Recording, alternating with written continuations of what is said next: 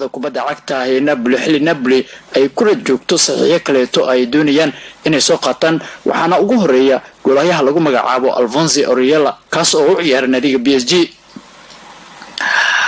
dhanka kaleeto ciyaaryahanka lagu magacaabo Cuadrado ka oo ka tirsan xulka Colombia waxay Juventus ay doonaysaa in ay heshiiska u kordhiso. Juventus ayaa diyaarinayso qorshe ay heshiiska ugu kordhinayso ciyaaryahanka lagu magacaabo Cuadrado kaas oo kamid ah xidigaha garabka ka ciyaara una dhashay wadanka Colombia. macalinka naadiga Juventus Allegri ayaa cadeeyay hadafkiisa ku aadan in Cuadrado uu yahay dooqiisa koowaad ee xil ciyaareedka soo aadan sida uu qorayo wargeyska caanka ah Calcio Mercato. Arsenal ayaa aad u xiiseynayso ciyaaryahanka 30 sano jirka ah laakiin waxay u muuqan doontaa mid sheekadaasi ay noqoto mid soo gabagaboodo. laacibkan ayaa qandaraaskiisa waxa uu dhacayaa ilaa 2020 waxaana uu xor u yahay 2 sano oo hadda ka dhiman inuu la sii joogo naadiga Juventus. sidoo kale ciyaaryahanka wakiilkiisa ninka lagu magacaabo Alessandro Lozzi ayaa sheegay in laacibka hadda uu diiradda sii saari doono koobka adduunka xilli caawa xulkiisa uu ciyaarayo laacibkani. ugu dambeyntiina naadiga Real Sociedad ee ka ciyaarta horyaalka dalka Spain ayaa markan arkootay ciyaaryahanka Arsenal dhanka daafaca kaga ciyaara laacibka lagu magacaabo Nacho Monreal. ciyaaryahanka daafaca midig ee kooxda Arsenal ayaa hadda ka tirsan xulka qaranka dalkaasi Spain waxaana 200 oo kulan uu ciyaaray tan iyo markii Arsenal uu ku soo biiray isagoo xilli ciyaareedkii dhawaa 5 gool u dhaliyay naadiga Arsenal tartanka English Premier League. wararka ayaa waxay inta ku darayaan in Real Sociedad ninka markaa agaasinka dhanka Sportska Roberto Olebi uu aad ula dhacsan yahay Monreal in uu ka dhigto lambarka koowaad ee suuqa kala iibsiga ciyaartoyda. wararka ayaa inta ku daraya in naadiga Arsenal hadda aysan diyaar u ahayn in ciyaaryahankooda ay sii haystaan. Monreal oo dhanka daafaca ka ciyaara ayaa 1 sano oo heshiis ah qandaraaskiisa uu kula jiro kooxda Arsenal waxaana laga yaabaa in laacibkan heshiiska loo kordhiyo maadaama xidigan uu ka mid yahay ciyaartoyda loogu jecel yahay garoonka Fala Emirates Stadium. warkii oo koobnaan wanaagta isku diyaariya qaybaha kale barnaamijka wareedka doornimay Gool FM.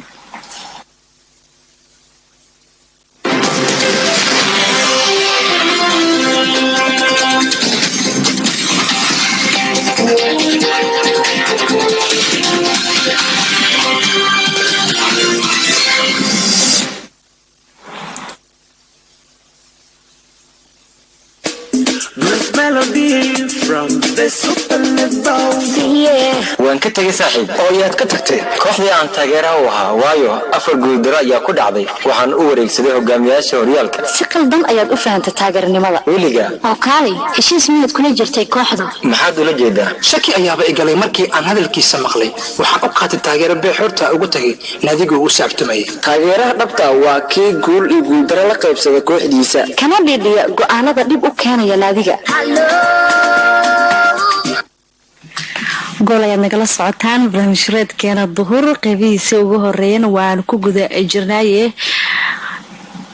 dekada ayaa maanta sameysay tababarkii ugu dambeeyay ee isdiyaarinta tartanka Sekafa oo ay ka qayb qaadan doonto kooxda kubadda cagta dekada ayaana dhawaan u duushay garoonka diyaaradaha ee Aadan Cadde iyadoo iminka ku sugan dalka Tanzania.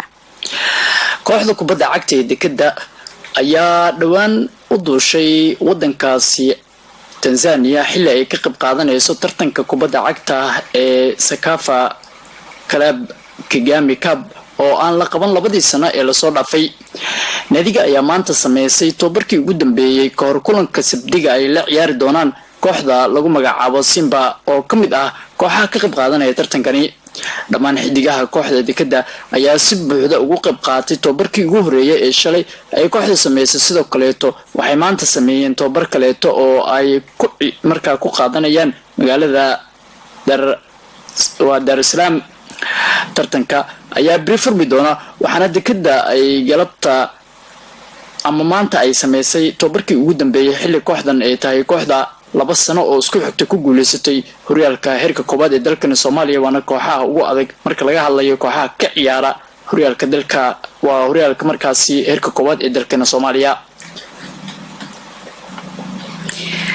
dhanka kale warbixinada kale waxaa kamid ah isbedel ayaa ku yimid jadwalka tartanka kubadda kolayga degmooyinka gobolka Banaadir sidoo kale tartamada lagu maamuusaya dhanka bishii barakaysad iyo Ramadaan weli qaybaha hore ee barnaamij wareedka duhurnimo ee Gool FM ayaad dhageysanaysaan. xulka qaranka dalka Brazil ayaa warbixin ka soo saaray dhaawac soo gaaray ciyaaryahanka lagu magacaabo Marcelo. xiddiga Brazil Marcelo ayaa dhaawac looga saaray ciyaartii xalay xulkiisa ay u soo gudbeen wareegga heerka 16 ee koobka adduunka. faahfaahinta warkan oo dhameystiran Shaafici Maxamed Nuur Shaafinho ayaa inoo haya.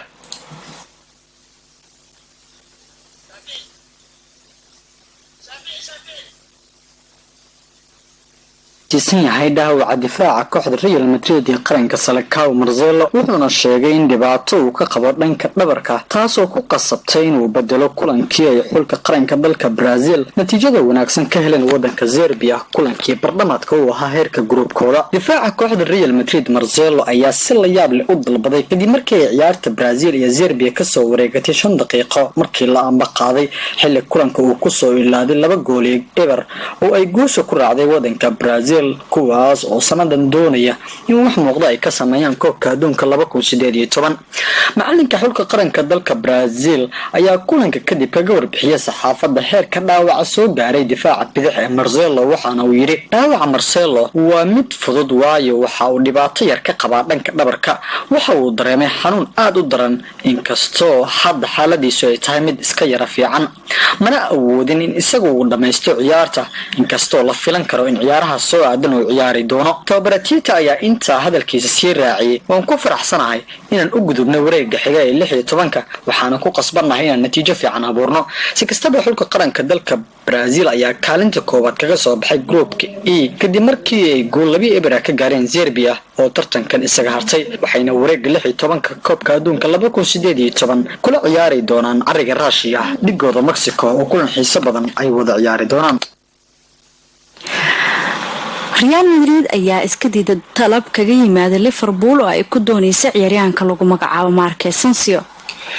naadiga Real Madrid ayaa niyad jabisay Liverpool talab ay ka gudbisay ciyaaryahankooda qadka dhexe xidiga lagu magacaabo Marco Asensio kaas oo dhawaan sheegay inuu ka tagi doono haddii Neymar uu ku soo biiro naadiga Real. Maria ayaa dhameystiraysa. kooxda Real Madrid ayaa niyad jabisay Liverpool oo dalab weyn ka gudbisay laacibkeeda Marco Asensio. Liverpool ayaa ku dalbatay Marco Asensio lacag adduunyada 158 milyan oo gini si ay ugu qanciso Real Madrid inay iska iibiso 22 jirkan reer Spain. Mundo Deportivo ayaa daaha ka qaaday in Real Madrid ay soo diiday dalabkii ugu horeeyay Liverpool ka gudbisay Marco Asensio. Real Madrid ayaa wax walwal ah ka qabin xaalka Marco Asensio maadaama uu kooxda kula jiro heshiis lagu burburin karo 700 milyan euro. sidoo kale laacibka ayaa ku faraxsan inuu iska sii joogo kooxdiisa Real Madrid inkastoo uusan ka haysan boos joogto ah. si kastaba Liverpool ayaa bartilmaameed xoogan ka dhiganayso Marco Asensio.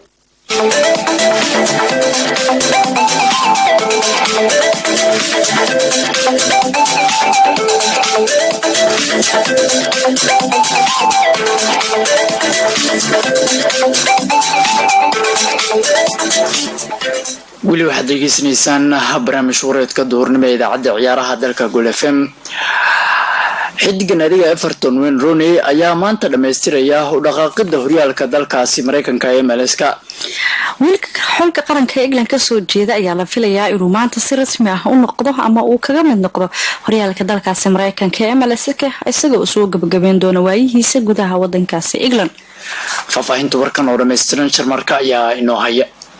halyeega heer England Wayne Rooney ayaa la filayaa inuu maanta si rasmi ah u dhaqaaqo horyaalka Mareykanka MLS. Rooney ayaa la filayaa inuu qalinka ugu duugo kooxdiisa horyaalka Mareykanka DC United heshiis 3 sano bar ah. sida sheegayaan wararka Rooney ayaa maanta safrayo sida shirka jaraa'id lagu soo bandhigo maalinta Isniinta. laacibkan ayaa loo soo saaray dalka gobolka USA wuxuu isku diyaarinayaa inuu tababarka la bilaabo kooxdiisa isbuuca dambe. Rooney ayaa si rasmi u noqon doono mid ka mid ah xidigaha kooxda DC United sidoo la filayo inuu ka soo muuqdo horyaalka Mareykanka oo furmi doono 10 July. ciyaarankii hore kooxda kubadda cagta ee Manchester United haddana qayb ka ah kooxda Everton ayaa la filayaa in isbuuca soo aadan oo ka soo muuqdo horyaalka Mareykanka. Rooney ayaa kooxdiisa Everton meel fiican soo gaarsiiyay tartankii soo idlaaday horyaalka Premier League xilli ciyaareedkii hore. Haddana waxaa si weyn u xiiseynayso kooxda DC United oo la filayo in xilli ciyaareedka soo aadan ka soo muuqdo horyaalka Mareykanka ee MLS. kooxda United ayaa ku soo biirtay daafaca lagu magacaabo Scanner doonistiisa. daafaca Inter Milan ee Skriniar waxaa aad u doonayay kooxo waaweyn oo ka dhisan horyaalada kala duwan ee qaaradda Yurub waxaana Manchester United ay u arkotay mid ku fiican ka ciyaarda garoonka Old Trafford. Qodobreedkan waxa ay noo dhameystirayay faahfaahintiisa Jale. kooxda Manchester United ayaa doonaysa adduun dhan 57 milyan in ay kula soo wareegaan daafaca Inter Milan Skriniar ninka la yiraahdo. Macallin Jose Mourinho ayaa aad u baadigoobaya sidii uu xal buuxa ugu heli lahaa xagaaga soo aadan qaab ciyaareedka daaficiisa maadaama uu danaynayo inuu kula tartamo horyaalka Premier League kooxaha ugu tunka weyn EPL-ka iyo waliba tartanka UEFA Champions League oo sidoo kale uu danaynayo in xil ciyaareedka soo aadan uu mucjiso uu ka sameeyo. Marka laga soo tago baadigoobka iyo waliba qiimaha ay miiska saarayaan kooxda Red Devils sida lagu waramayo kooxda kubadda cagta Inter Milan ayaa iyaduna waxay doonaysaa inay ku iibiyaan 70 milyan daafac reer Slovakia ninka lagu magacaabo Milan Skriniar 23 sano jirkan ayaa qaab ciyaareed fiican ku soo bandhigaya horyaalka Serie A dalka Talyaaniga waxaana uu danaynayaa qudhiisa markii loo eego inuu sii joogo garoonka San Siro walow macalinka reer Portugal ee Jose Mourinho uu si weyn u baadigoobayo in uu helo ciyaaryahankan isla markaana uu aaminsan yahay in daaficiisa xal buuxa uu siin karayo xagaaga soo aadan.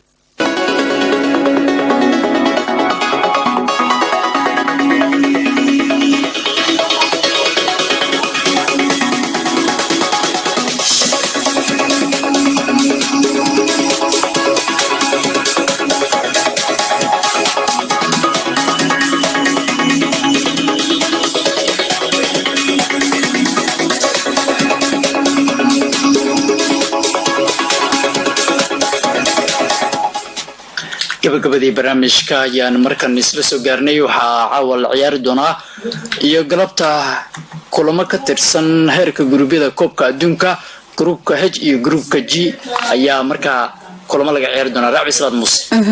Axmed Dacado qaybihii ugu dambeeyay heerka guruubyada ayaa lagu jiraa ee tartanka koobka adduunka galabta 11 saac waxaa wada ciyaari doona gruupka H kulamo qaar ayaa laga dheeri doona oo ah gruupka uga adag markii loo eego in qiimeynta haatan gruubyada ciyaari doono wadamada Japan iyo Poland ayaa wada dheeri doona Senegal iyo Colombia waxaa xusid mudan kaalinta koowaad waxaa ku wada jira Senegal iyo Japan oo min 4 dhibcood leh Colombia 3 dhibcood ayay leedahay oo kaalinta saddexaad ay ku jirta waxayna ka roon tahay xulalka kale oo min 1 gool leh ayada 2 gool ayay leedahay haddii maanta kulanka u dhaxeeya xulalka qaranka ee Senegal iyo Colombia barbardhac uu ku dhamaado Senegal ayaa soo bixi doonta haddii Senegal laga adkaadana sheeko kale ayaa meesha ka soo bixi doonto oo groupkaas aad ayuu u adag yahay in ciyaaristiisa groupka G-na kulamo kale ayaa laga ciyaari doonaa caawa 3 saac markay ay tahay kaalinta koowaad iyo labaad wadamada ku kala jira England oo 6 dhibcood leh iyo 6 gool oo kaalinta koowaad ku jira iyo Belgium ko kaalinta labaad ku jiro 6 dhibcood iyo 6 gool leh marka loo eego farqiga goolasha hal kulan la dhaliyay looga fiican yahay Belgiumka ayaa wada ciyaari doono laba xul oo ay rajadoodu hore u dhimatay ee Tunisia iyo Panama way wada dheeli doonaan oo kaalinta saddexaad iyo afraad wax dhibic aan lahayn min 8 iyo 4 gool lagu kala leeyahay Tunisia 4 gool ayaa lagu leeyahay halka xulka qaranka Panama 8 gool lagu leeyahay kulankaasi wax saameyn badan ma yeelan doono oo groupka uga adag waa groupka H oo galabta la wada sugi doono ciyaaristiisa inta ayaan ku soo gabagabeynayna barnaamijkeena duhurnimo balse intaan soo xirin Axmed Dacado bal inoo dul mar qodobada ugu door karoon aan ku soo qaadanay barnaamijkeena nadiga degada ayaa maanta sameysay tababarkii ugu dambeeyay ee isugu diyaarinayso tartanka Sakafa kaas oo lagu qabanayo dalka Tanzania waxaana ciyaari doontaa kulankooda ugu horeeya maalinimada Sabtida ee soo aadan isbedel ayaa ku yimid tartanka kubadda kolayga ee degmooyinka gobolka Banaadir kaas oo si xiiso loogu soconayo garoonka Wish ee degmada Cabdicasiis iyadoo kulamada qaar isbedel xoogan uu ku yimid tartan lagu maamuusayay bisha barakeysnada ee Ramadaan ayaa galabta lagu soo gabagabeyn doonaa degmada Waaberi tartankan kooxo dhowr ay ka qayb qaadanaysay waxaana galabta la ciyaari doonaa finalkiisa gabagabada xulka qaranka dalka Brazil ayaa warbixin ka soo saaray daafacooda Marcelo dhaawac soo gaaray waxaana wuxuu xulkan ay u gudbeen wareegga 16 tartanka koobka adduunka iyagoo la ciyaari doono Mexico. Real Madrid ayaa iska soo diiday dalab kaga yimid Liverpool ka oo ku aadan selitaanka Marco Asensio kaas oo cadeeyay inuu ka tagi doono Real Madrid haddii Neymar uu ku soo biiro kooxdaasi. Wayne Macaroni ayaa maanta dhammaystiri kara heshiis ugu biirayo mid ka mid ah kooxaha ka ciyaara horyaalka dalka Mareykanka ah liiga reer Ingiriis.